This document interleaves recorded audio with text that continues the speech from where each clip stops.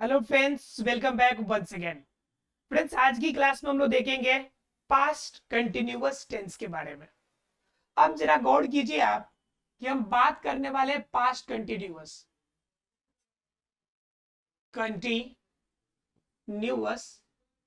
Tense. ठीक है, past continuous tense. अब जरा सोचिए कि आप पास्ट कंटिन्यूअस टेंस की अगर बात कर रहे हैं तो आपको घटना दिख रही है पास्ट की, यानी कि जो घटना बीत गई है, जो घटना अभी नहीं हुई, ये घटना कब की हो गई है, बीत गई है घटना। उसके बाद क्या, कंटिन्यूअस, लगातार भी चल रहा है भाई, ये घटने लगातार भी हो रहे हैं। तो ऐसी कौन सी घटना होगी जो बीती हुई समय में लगातार चली हुई होगी, तो वैसी घटनाएं आपकी क्या होगी, पास्ट कंटिन्यूअस होगी। अब जरा गौर कीजिए कि पास्ट में घटित होने वाली अगर घटनाएं हैं तो कंफर्म होगा कि इसके कुछ तरीके होंगे कि हम यूज कहां करेंगे। अब पास्ट कंटिन्यूअस ऐसी घटना, जैसे मान लीजिए मैं कल बाजार जा रहा था। ठीक है, मैं कल बाजार जा रहा था, तो अभी तो बाजार नहीं जा रहा हूं मैं, बाजार तो मैं कल ही गया था। लेकिन क्या हुआ कि मैं जब बाजार जा रहा था तो मेरे साथ कोई घटना हुई। कल मैं बाजार जा रहा था तो रास्ते में रीता से मिला। मतलब क्या, ये कंफर्म है कि मैं कल बाजार जा रहा था और जाते क्रम में हमारी मुलाकात रीता से हो गई। तो क्या हो गया आपका कि यहां पे आपका जो सेंटेंस बना, ठीक है, यहां पे जो सेंटेंस बना, यह सेंटेंस हमारा अभी का नहीं है, यह पास्ट का सेंटेंस है। और पास्ट के समय जब एक घटना हो रही थी तो दूसरी घटना आपका घटित हुई, तो ये घटना का कॉम्बिनेशन बैठ रहा है। तो ऐसे जगहों पे हम लोग किसका इस्तेमाल करते हैं, पास्ट कंटिन्यूअस का। अब आप सोच रहे होंगे कि सर ये तो समझ नहीं आया कुछ, कि हम इस्तेमाल कहां करेंगे, पास्ट कंटिन्यूअस टेंस कहेंगे किसे, पास्ट कंटिन्यूअस टेंस हम कहेंगे किसे, ये नहीं समझ में आया। चलिए, नहीं समझ में आया तो हम समझाते हैं आपको एग्जांपल के थ्रू से कि कहां कहां पर पास्ट कंटिन्यूअस टेंस का यूज कर सकते हैं, बिल्कुल जीरो से एडवांस लेवल तक का। आप अगर अभी तक नहीं जानते होंगे कुछ भी, फिर भी आपको क्लियरली समझ में आएगा। अगर अभी तक आपने पढ़ लिया होगा तो कुछ नया सीखने को मिलेगा। ठीक है, चलिए देखते हैं कि पास्ट कंटिन्यूअस का यूज हम कहां कर सकते हैं।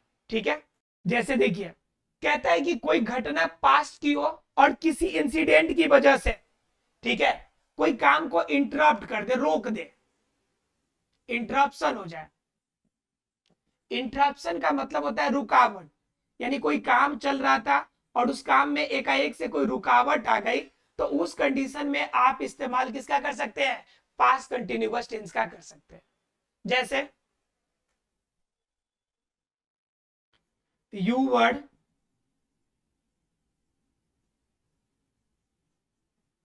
रनिंग फास्ट,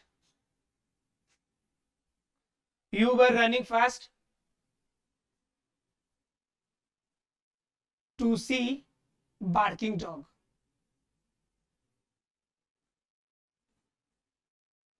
अब जरा गौर कीजिए, क्या कह रहा है कि यू वे रनिंग फास्ट, आप एकदम बड़ी तेज रफ्तार, आपकी पहले 10 की स्पीड जो चल रहे थे आप, वह रफ्तार एक ही बार में 20 की हो गई। क्यों भाई, क्योंकि देखिए कि पीछे आपके पड़ गए कौन, barking dog is chasing you, barking dog आपका पीछा कर रहा है एकदम भौंकते हुए। तो उस कंडीशन में आपकी स्पीड डबल हो जाती है। तो वही कह रहा है कि यू वे रनिंग फास्ट, आपने क्या कर लिया, आपने अपनी स्पीड को डबल कर ली। कब, जब आपने देखा पीछे डॉग यानी कुत्ते भौंक रहे हैं। तो कंडीशन आपका क्या हो गया, कि आपका क्या हो गया, कि इंटरप्शन हो गया, कि पहले जिस स्पीड से चल रहे थे वो स्पीड इंटरप्ट हो गया, रुक गया। स्पीड आपकी क्या थी, 10 की स्पीड थी, 10 किलोमीटर, 10 किलोमीटर पर आवर की स्पीड थी मान लीजिए। उस कंडीशन में आपकी बढ़ के 15 किलोमीटर पर आवर हो गई। तो क्या हो गई कि स्पीड बढ़ गई आपकी। तो यह कहलाएगा आपका इंटरप्शन, यह कहलाएगा आपका पास्ट कंटिन्यूअस टेंस। इसी का एक और एग्जांपल समझिए, Ramesh was leaving the room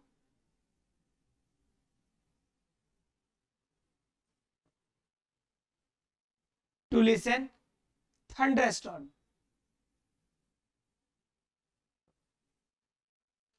अब भाई वो रूम के अंदर कुछ काम कर रहा था और रूम छोड़ के वो बाहर आ गया, क्या सुन के भाई? थंडर स्टॉर्म, यानी बड़ी तेज की बादल गरजी, बड़ी तेज की आवाज आई और सुन के वो रूम छोड़ दिया, काम में इंटरप्शन हो गया। तो कभी भी कोई जो आप रेगुलर काम कर रहे हैं उसमें जब इंटरप्शन होगा, तो इंटरप्शन जब भी होगा तो उसमें किसका यूज करेंगे आप? पास्ट कंटिन्यूअस टेंस का यूज करेंगे। तो क्लियर है आप लोगों को पहला, कि पहला यूज कब करना है? जब किसी काम में रुकावट हो या कोई इंटरप्शन हो तब। ठीक है, दूसरा हम यूज कहां कर सकते हैं?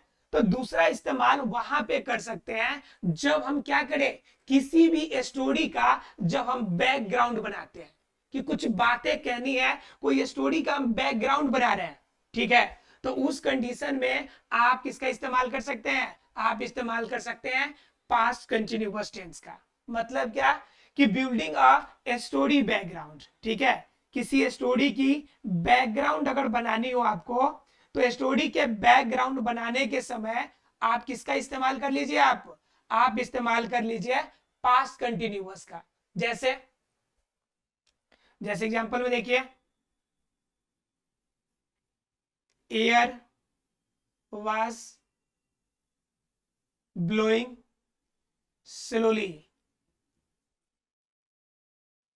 slowly and birds were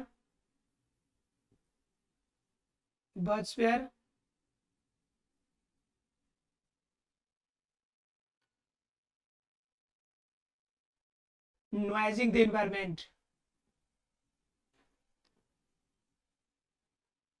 noising the environment.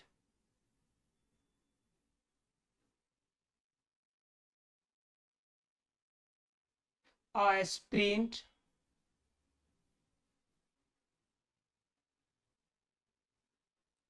emerged. देखिए, ये बैकग्राउंड अब इतनी बड़ी सेंटेंस में आप नहीं चाहिए कि बड़ा सेंटेंस हो गया, मैंने एक स्टोरी की बैकग्राउंड बनाने के लिए इतनी बड़ी सी सेंटेंस लिखी है। ठीक है, तो कह रहा है कि हवा स्लोली स्लोली चल रही थी, हवा धीरे धीरे बह रही थी, और जो चिड़िया थी वो भी चहचहा रही थी, शोर कर रही थी। और क्या, उस समय इन्वायरमेंट अर्थात कि वातावरण एक अजीबो गरीब बना था, और उसी में एक स्प्रिंट, एक घोस्ट, एक भूत, एक राक्षस प्रकट हो गया। अब क्या हो गई कि ये एक स्टोरी है, अब स्टोरी की बैकग्राउंड बनाने के लिए आपने जो सेंटेंस इस्तेमाल किए, वो सेंटेंस कहां चला जाएगा? पास्ट कंटिन्यूअस में। जब भी किसी स्टोरी का आप बैकग्राउंड बनाते हैं, तो उस बैकग्राउंड में किसका इस्तेमाल कर सकते हैं आप? पास्ट कंटिन्यूअस का। ठीक है, मैंने एक स्टोरी बनाई, आप कुछ और स्टोरी बना सकते हैं, कि मतलब कि ऐसा मोमेंट, मतलब एक राजा अपने दरबार से आ रहा है और रानी अपने महल से चली है, रास्ते में दूसरे राजा ने आक्रमण कर दिया, तो इस घटना की स्टोरी बनाइएगा। तो किसमें बनेगा? ये बनेगा पास्ट कंटिन्यूअस में। पता है, ऐसे ऐसे अगर तरीके जानेंगे आप, तो आप ऐसे स्टोरी ये लिखने में, इंग्लिश स्टोरी ऐसे लिखने में आपको बहुत हेल्प मिलेगी। इसलिए इनके यूजेज एकदम लिख नोट डाउन करके रखने आपको, कि कहाँ इसके इस्तेमाल कर सकते हैं हम लोग। तो कहाँ इस्तेमाल करेंगे? जहां पे स्टोरी का कोई हमें बैकग्राउंड बनाना हो, तो वहां पे इस्तेमाल हम लोग कर सकते हैं। क्लियर है? तो दो हो गए। अब बात कर लेते हैं तीसरे की। अब कोई काम हो और स्पेसिफिक टाइम में, मतलब किसी खास समय में किसी खास काम को आप कर रहे हो, किसी स्पेसिफाइड टाइम स्लॉट में, किसी स्पेसिफाइड टाइम स्लॉट में जब आप किसी काम को करते हैं, तो उससे हम लोग वो किसमें इस्तेमाल होगा? तो वो भी इस्तेमाल होगा पास्ट कंटिन्यूअस में। जैसे at midnight, at midnight I was sleeping, मतलब आधी रात को जब मैं सो रही थी, या जब मैं सो रहा था, तो भाई कोई घटना हुई होगी। तो एट मिडनाइट एक स्पेसिफिक टाइम हो गया। तो यह घटना जब भी ध्यान रखनी है कि यह घटना जब भी हो किसी स्पेसिफाइड टाइम है। जैसे मैंने एग्जांपल बता दिया आपका, at midnight, at morning, at midnight, ठीक है, एट 10 o'clock, ठीक है। तो ऐसी घटनाओं को जब भी आपका कोई स्पेसिफिक टाइम दिया हो, तो वैसे में हम किसका इस्तेमाल करेंगे? पास्ट कंटिन्यूअस का यूज करेंगे। क्लियर है? तो कितने हो गए हमारे पास? 3 हो गए। चौथे देखते हैं, कुछ ऐसे एक्शन जो हैबिचुअलाइज है। हैबिचुअलाइज का मतलब क्या हो गया? जो हैबिचुअल है, जो आपकी आदतें बन गई हैं, जो हैबिचुअल आदत है, जो आदतें बन गई है, जैसे you all you word playing cricket here all the time. आप यहाँ पर क्या करते हैं, हमेशा आप क्रिकेट खेलते रहते हैं, हमेशा आप यहाँ पे क्रिकेट ही खेलते हैं। चाहे कोई लड़का है उसको अगर बात बोलना हो कि तुम हमेशा खेलते ही रहते हो, तो उस कंडीशन में किसका इस्तेमाल करना है आपको, पास्ट कंटिन्यूअस का। ऐसा वर्ड जो मतलब हैबिचुअल बन गया हो, ठीक है। जैसे मतलब सेंटेंसेस में कभी कभी इसका हम लोग पास्ट में भी यूज करते हैं, आपका कंटिन्यूअस में ना करके अदर में भी करते हैं। जैसे आई यूज टू प्ले क्रिकेट, मतलब क्या, मैं क्रिकेट खेला करता था। तो ये भी पास्ट का ही सेंटेंस है, लेकिन ये पास्ट कंटिन्यूअस का नहीं है। पास्ट कंटिन्यूअस का कहता है ऐसी घटना जो हैबिचुअल बन गई थी, हैबिचुअल बन गई थी, तो वैसी घटनाओं के लिए आप पास्ट कंटिन्यूअस का इस्तेमाल कर सकते हैं। जैसे में एग्जाम्पल में आप ऑल द डे, मैंने बताया all the day, every time, every time, sometimes, मतलब ऐसी घटना जब इसका यूज करेंगे आप, ऐसे वर्ड्स का यूज करेंगे आप अपने सेंटेंस में, तो वो सभी का सभी पास्ट कंटिन्यूअस में होगा। आप सोच रहे होंगे कि सर एग्जांपल नहीं दिया, ले लो भाई एग्जांपल भी ले लो, समझो एग्जांपल से। देखिए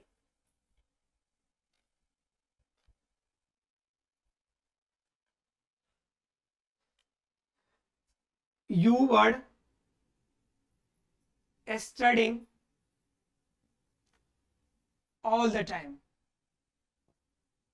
कुछ लोग होते हैं देखिएगा, वो उसे हम लोग बुकिस बोलते हैं। बुकिस का मतलब होता है कि वो बुक का किताबी कीड़ा हो जाना, यानी कि हमेशा किताबों में डूबे रहना। तो कह रहा है you were studying all the time, आप हमेशा तो पढ़ते ही रहते हो, हमेशा आप अध्ययन ही करते रहते हो। तो यहां पे आपका क्या हो गया, यह सेंटेंस होगा आपका पास्ट कंटिन्यूअस टेंस। क्लियर है आप लोग को। तो मैंने कितने बता दिए आपको, 4 तरीके बता दिए जहां पे इस्तेमाल कर सकते हैं। एक और बता देते हैं, जब किसी समय को हमें इम्फेसाइज करना हो, मतलब कभी प्रभाव डालना हो हमें। 5वीं अगर बात करें, इधर कर लेते हैं, ठीक है। जब कभी इम्फेसाइज करना हो, इम्फेसाइज का मतलब होता है किसी चीज पे हमें प्रभाव डालना है। क्या करना है हमें, प्रभाव डालना है। क्या प्रभाव डालना है भाई, देखिए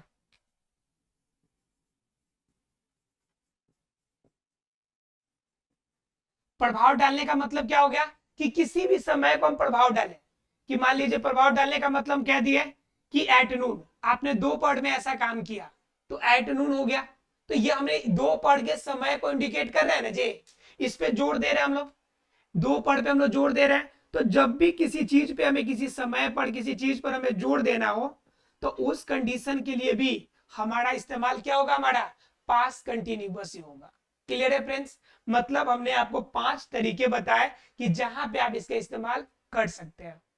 अब जरा एक इसका निगेटिव एक्सेप्शनल भी बता दूं कि कहां पे पास्ट कंटिन्यूअस में कौन कौन से वर्ब जनरली इस्तेमाल आप नहीं कीजिएगा। जैसे में लव, लव वर्ड है, पास्ट कंटिन्यूअस में इस्तेमाल इसका नहीं होता है, इसलिए इसका इस्तेमाल आप नहीं कीजिएगा। जैसे मान लीजिए Mohan was loving his mom, Mohan अपनी मां को प्यार कर रहा था। तो ये सेंटेंस आपका गलत हो जाएगा, ये सेंटेंस आपका क्या हो जाएगा, गलत हो जाएगा, ये सेंटेंस सही नहीं है। इसके लिए कह सकते हैं कि मोहन लव्ड हिज मॉम, यानी कि मोहन अपनी मां को प्यार करता था। तो ये सेंटेंस सही है, मोहन लव्ड हिज मॉम, लेकिन Mohan was loving his mom, ये गलत है। वैसे भी आप देख सकते हैं अंडरस्टैंड, अंडरस्टैंड समझना, इसका इस्तेमाल अगर पास्ट कंटिन्यूअस में आपने कर लिया तो भी गलत हो जाएगा। I was understanding tense, I was understanding tense, sentence गलत है। इसका होगा आई अंडरस्टूड, आई अंडरस्टूड, वो सिंपल पास्ट में चला जाएगा। जब भी ऐसे वर्ड इस्तेमाल होंगे तो ये कहां चले जाएंगे, ये चले जाएंगे सिंपल पास्ट में। कभी भी ऐसे सेंटेंस का जो इमोशंस हो, जो फीलिंग्स बताता हो, सीधे शब्दों में समझिए कि ऐसे वर्ब्स जो आपको फीलिंग बताता हो, तो इसका इस्तेमाल आप इसमें नहीं कीजिएगा। जैसे आपका हेट भी हो जाएगा, नफरत करना, तो ये भी क्या हो जाएगा, इसमें इस्तेमाल आपका पास्ट कंटिन्यूअस में नहीं होगा। जिन वर्ब्स के साथ आपकी फीलिंग जुड़ी हुई हो, जिसकी भावना जुड़ी हुई हो, तो उस कंडीशन में इसका इस्तेमाल आप नहीं कीजिएगा। क्लियर है? तो ऐसा है कि पास्ट कंटिन्यूअस के यूज आपको समझ में आ गए होंगे कि पास्ट कंटिन्यूअस के यूज हम लोग कहां कहां कर सकते हैं और कहां कहां पे इसका प्रयोग हमें नहीं करना है। दोनों चीजें हम लोग का क्लियर हो गया। आज पास्ट कंटिन्यूअस के एक सेंटेंस जानेंगे और बाकी स्ट्रक्चर जो होगा कंप्लीट स्ट्रक्चर के साथ हम अगले क्लास में देखेंगे। ठीक है, इसमें पहले क्लियर कर लीजिए, ये 5 हमने तरीके बता दिए। अब एक सेंटेंस देखते हैं स्ट्रक्चर के बेस पर कि हमें इस्तेमाल कैसे करना है। ठीक है, और बाकी जो आपके 5 टाइप के स्ट्रक्चर्स होंगे वो अगले क्लास में हम लोग उस पर चर्चा करेंगे।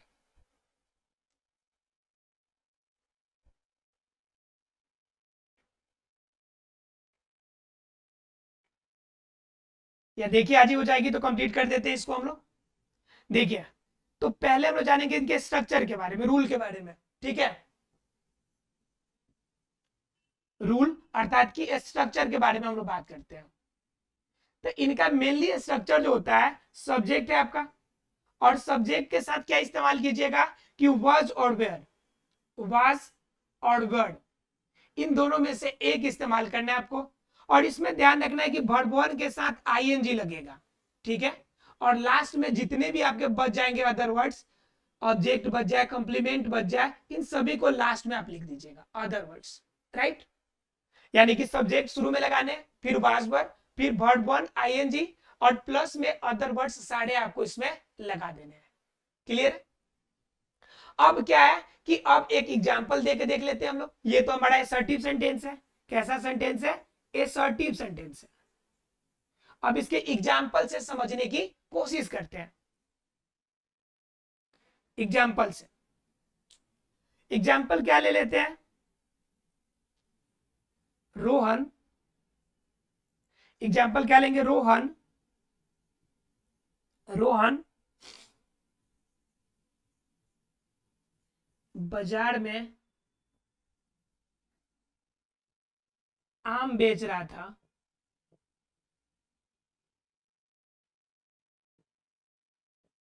कि बारिश आ गई, कि बारिश यानी कि वर्षा आ गई। आम बेच ही रहा था कि वर्षा आ गई। ठीक है, आप इस सेंटेंस को पूरा जब बनाइएगा तो इसकी जरूरत पड़ेगी। हालांकि मैं आपको सिर्फ इसके सेंटेंस के पार्ट्स को आपको बताता हूं। रोहन बाजार में आम बेच रहा था, क्योंकि मेन पार्ट इसका यही है। लेकिन इसके साथ ये जुटेगा तो सेंटेंस का कॉम्बिनेशन तब जाके बनेगा, क्योंकि ये जब यूज होंगे ना, तो ध्यान रखिएगा ये सबऑर्डिनेटिव क्लॉज के रूप में यूज होंगे। किसके रूप में होंगे? यूज सबऑर्डिनेटिव। जब मैं क्लॉज पढ़ाऊंगा आपको तो उस समय क्लियर कर दूंगा आपको। ठीक है, तो कहता है कि रोहन बाजार में आम बेच रहा था। तो इसको कैसे बनाइएगा? पहले कह रहा है सब्जेक्ट देने के लिए, तो रोहन हमारा सब्जेक्ट है, तो पहले लिखेंगे रोहन। अब बात आती है कि रोहन के साथ वज लगाइएगा या वर्ड लगाइएगा। तो वाज कहां लगता है और वर्ड कहां लगता है, ये बात है। तो देखिए, वाज का इस्तेमाल आप वहां पे कीजिएगा जहां पे सिंगुलर नंबर हो, जहां पे क्या हो? सिंगुलर हो, तो वहां पे वाज। और जहां पे प्लुरल हो जाए वहां पे वर्ड का इस्तेमाल आप कीजिएगा। ठीक है, तो प्लुरल में क्या हो जाएंगे? जब भी कोई दो नेम हो जाए वो भी प्लुरल है आपका। ठीक है, जब भी मतलब दो या दो से अधिक हो जाए तो ये सभी प्लुरल हो जाएंगे, और उसके साथ आप वाज का इस्तेमाल कीजिएगा। वाज सिंगुलर में, वाज सिंगुलर, और आपका वर्ड किसमें? प्लुरल में। क्लियर है? ये दोनों केस आप ध्यान रखिएगा। तो रोहन क्या है? सिंगुलर या प्लुरल? तो रोहन तो सिंगल इंसान है, तो रोहन सिंगल है मतलब क्या? सिंगुलर हो गया, तो इसके साथ क्या लगना चाहिए? वाज लगना चाहिए। तो वाज लगा दिया हमने। ठीक है, अब इसमें ढूंढना है हमें वर्ब। तो बताइए, रोहन बाजार में आम बेच रहा है, तो रोहन बताइए काम क्या कर रहा है? तो रोहन आम बेचे, केला बेचे, सेब बेचे, बेचने का ही तो काम कर रहा है ये। तो बेचना हमारा क्या होगा? यहाँ पे बेचना हमारा वर्ब हो जाएगा। तो बेचना का इंग्लिश क्या होता है? सेल। सेल होता है, और सेल के लास्ट में क्या करना है? आईएनजी लगाना है, तो सेलिंग हो जाएगा। क्लियर? अब बात करता है कि अदर वर्ड लगाने की। तो भाई बेच क्या रहा है वो? तो आम बेच रहा है, तो सेलिंग मैंगोज। क्लियर? और कहां बेच रहा है? तो मार्केट में, तो एट मार्केट हो जाएगा, एट मार्केट।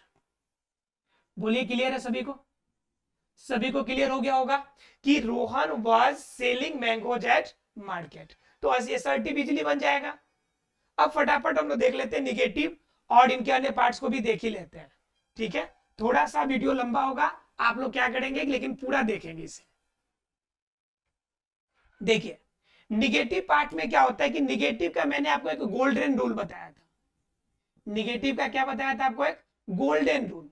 गोल्डन रूल ये रहता है कि जब भी सेंटेंस सिर्फ निगेटिव हो तो हमेशा थर्ड लेवल पे क्या लगाना है आपको? नॉट का इस्तेमाल करना है। ध्यान रखिएगा ये गोल्डन रूल निगेटिव का है, तो निगेटिव में यूज कीजिएगा। इसका इंट्रोगेटिव निगेटिव, जब इंट्रो निगेटिव सेंटेंस होगा तो वहां पे इसका यूज इस फॉर्म में नहीं कीजिएगा। ठीक है, तो निगेटिव का नियम यह है कि तीसरे नंबर पे नॉट, तो सीधा पहले हम लोग नॉट से ही स्टार्ट करते हैं। नॉट लगा दिया हमने तीसरे नंबर पे। ठीक है, वर्ब तो फिक्स है कि आईएनजी लगेगा, वर्ब वन के साथ आईएनजी, और उसके बाद अदर वर्ड्स लगेंगे। बोलिए लास्ट का काम क्लियर हो गया कि नहीं हो गया? क्लियर है। शुरू में तो कोई भी सेंटेंस आपका बन रहा है तो शुरू में जनरली क्या लगेगा? आपका सब्जेक्ट लगेगा। जब भी सेंटेंस आपका अफर्मेटिव या निगेटिव हो, ठीक है, सेंटेंस मतलब असर्टिव फॉर्म में हो, तो उस कंडीशन में आपका सब्जेक्ट शुरू में लगेगा। असर्टिव का मतलब होता है कथनात्मक, वो आपका अफर्मेटिव भी हो सकता है या निगेटिव भी हो सकता है। तो ऐसे दोनों कंडीशन में किसका इस्तेमाल करेंगे? शुरू में सब्जेक्ट का शुरू में इस्तेमाल होता है। और सब्जेक्ट जब लग गया तो इसके साथ हेल्पिंग वर्ब लगेगा, वाज या वर, दोनों में से एक लगेगा, बन जाएगा। अब क्या करना है कि एग्जांपल से देख लेते हैं इसे कि कैसे बनेगा ये। तो एग्जांपल है, तुम बाजार में नहीं रो रहे थे। अब मान लीजिए कि नहीं रो रहा था, कोई बच्चा है रो नहीं रहा था बाजार में, मतलब क्या हो गया कि अब इसको बनाना है सेंटेंस को, तो पहले में क्या ढूंढना है? इसमें सब्जेक्ट ढूंढना है, क्योंकि असर्टिव वाली बात है इसमें। तो सब्जेक्ट क्या हो जाएगा? तुम का इंग्लिश यू, और यू के साथ वाज वर्ड में से एक लगाना है। तो यू के साथ बताइए क्या लगेगा? वाज या की वर्ड। तो ध्यान रखिएगा कि यू एक ऐसा आपका प्रोनाउन है जो सिंगुलर में और प्लूरल में एक ही समान यूज होता है, लेकिन हमेशा हम इसे प्लूरल में मानकर चलते हैं। ध्यान रखिएगा इस बात का कि ये सिंगुलर और प्लूरल दोनों फॉर्म में इस्तेमाल होता है, लेकिन यू को जनरली हम किस में मान के चलेंगे? प्लूरल में। तो प्लूरल होगा तो आपका क्या हो जाएगा? इसके साथ वर्ड का इस्तेमाल करना पड़ेगा।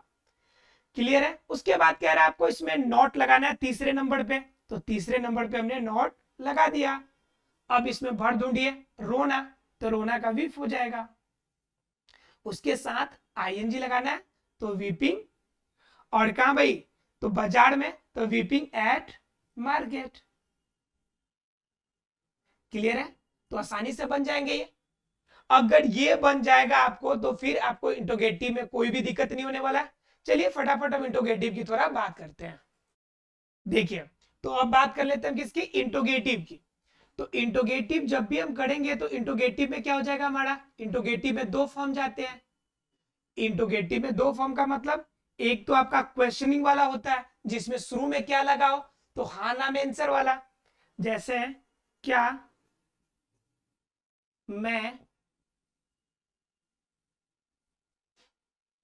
मैं स्कूल जा रहा था। अब भाई आप स्कूल जा रहे थे कि नहीं, ये आपसे ज्यादा किसे पता होगा? ये तो आप ही को पता होगा कि स्कूल जा रहे थे कि नहीं। दूसरी बात आती है कि मैं क्यों स्कूल जा रहा था, मैं क्यों स्कूल जा रहा था। अब बात ये आती है कि आपकी पढ़ाई ओवर हो गई है, आप 12th में चले गए हैं, 11th में चले गए हैं, आप 10th वाले स्कूल में जा रहे हैं आप, तो फिर बात आती है कि आप क्यों जा रहे थे स्कूल। ठीक है, तो जरा देखिए सेंटेंस को बनाने का नियम क्या होगा हमारा। जब शुरू में क्या लगाओ? जिसका आंसर हाँ या ना में देना हो, तो उस कंडीशन के लिए आपको क्या करना पड़ेगा कि शुरू में आपको क्या करना पड़ेगा? हेल्पिंग वर्ब को बाहर निकालना पड़ेगा। तो helping verb past continuous tense में क्या लगता है? वाज या वर्ड, यही दोनों लगते हैं। और इसके साथ क्या लगता है? तो सब्जेक्ट का इस्तेमाल किया जाता है। क्लियर? उसके बाद क्या, इसके साथ आपका क्या होता है कि वर्ब इस्तेमाल करेंगे, तो वर्ब वन के साथ आईएनजी लगाएंगे और प्लस में अदर्स वर्ड लगा देंगे। ठीक है, अदर वर्ड्स। अगर बात करें इसी में, अगर बीच में क्वेश्चन वाला आ गया, इसको अगर बनाना होगा तो इसका नियम क्या बनेगा वो देखिए।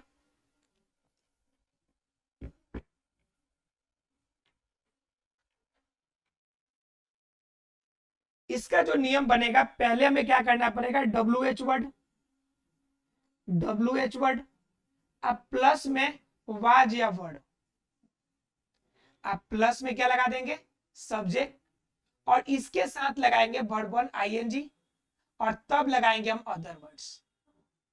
ठीक है, ये किसके लिए हो जाएंगे, जब बीच में कोई प्रश्न पूछा जाए तब।